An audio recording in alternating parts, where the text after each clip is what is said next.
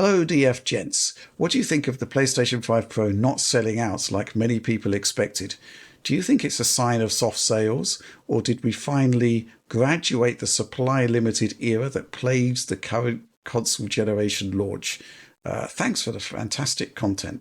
So, the reason I put this question in is because people seem to think now that if something doesn't sell out at launch, it's a complete disaster and we should be immensely worried.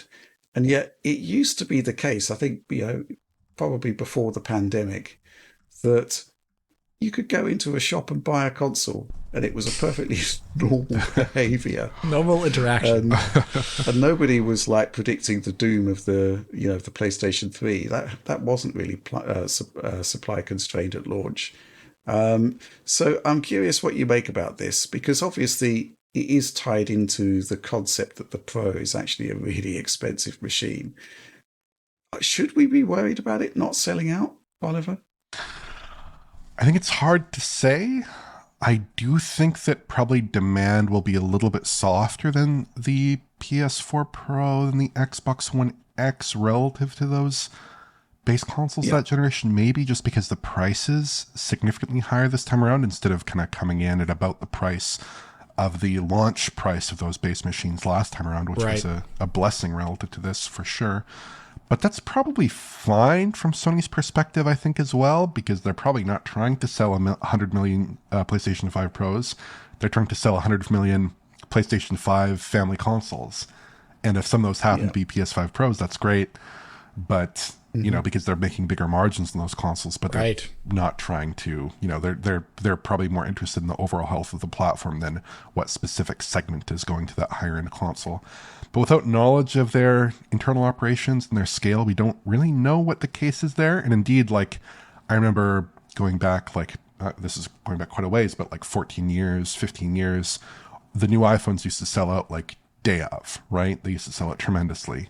And Apple was shipping maybe 20 million of them a quarter or 15 million of them a quarter, but they were shipping and having issues with production. And so that got reflected in the devices selling out for a couple months after launch. Nowadays, when new iPhones launch, they're moving like 50 million a quarter, but they never sell out, right? So there's a certain logic there where if the supply chain is getting better, actually, maybe you're not seeing that disruption, and maybe that isn't a sign of necessarily weak sales.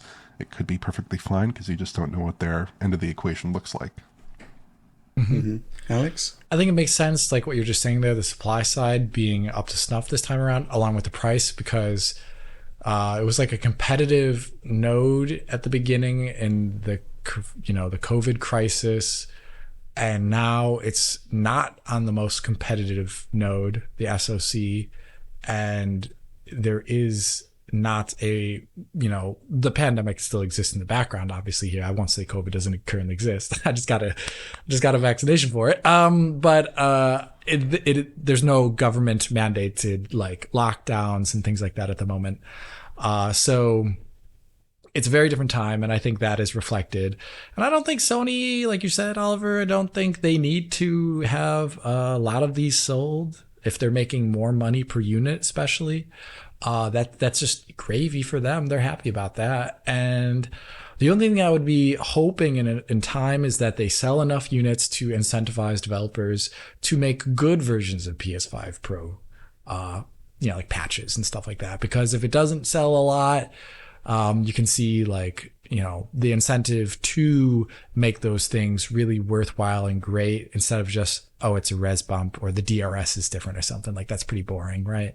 So you'd want it to sell well enough to incentivize developers to make good PS5 Pro versions. Probably. Okay, cool. Yeah, I agree entirely. I haven't really got too much more to say to that. I do think, though, that Sony has gone out of its way to make sure that we aren't getting what were the equivalent of 1440p modes on the PS4 Pro.